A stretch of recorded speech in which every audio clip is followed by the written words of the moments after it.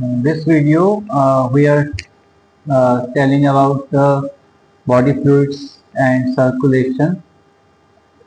Here we see this is a typical circulation occurring at the cellular level, at the tissue level. Here this is the tissue cells.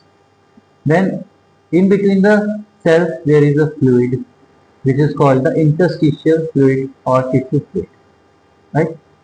Means the cell will not be dry. There will be some fluid around this cell. So that cell intercellular space is occupied by this fluid called the interstitial fluid. Here we see the blood coming from an arteriole and this they are dividing into capillaries.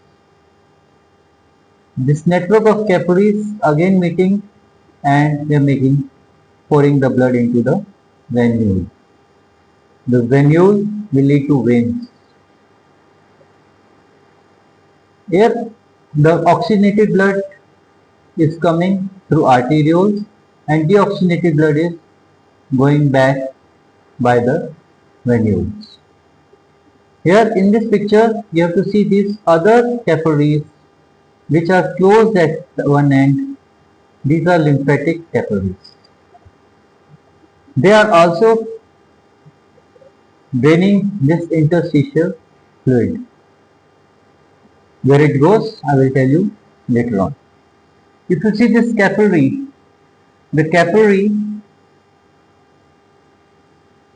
is made up of inner line by the endothelial cells. This is the, if you see this blood, then the blood is a loose connective tissue whose matrix is liquid.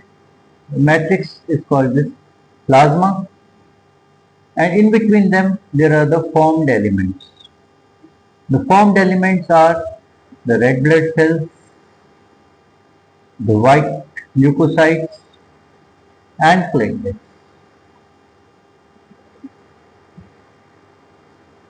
If we see the blood, its component, then if you take the blood and you centrifuge it, then the above part 55% is this plasma, 1% would be the platelets and white blood cells, and 44% is this red blood cell.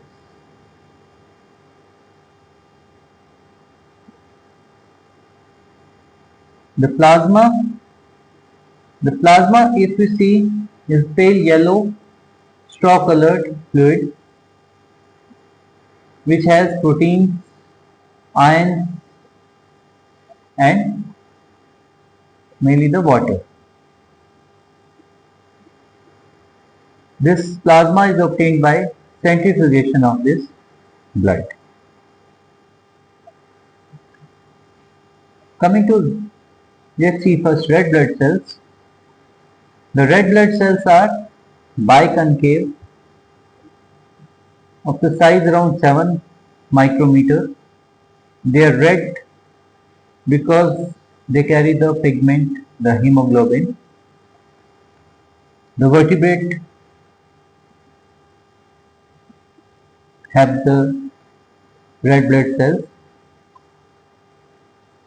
If you keep the blood in a small tube, this is the Westergreen tube. If we keep the blood just in a tube and let it stay for an hour, then the red blood cells will settle down in an hour, and this how much that they have settled in 1 hour we will measure and we'll say that they have settled 20 or 25 or 15 centimeter in 1 hour.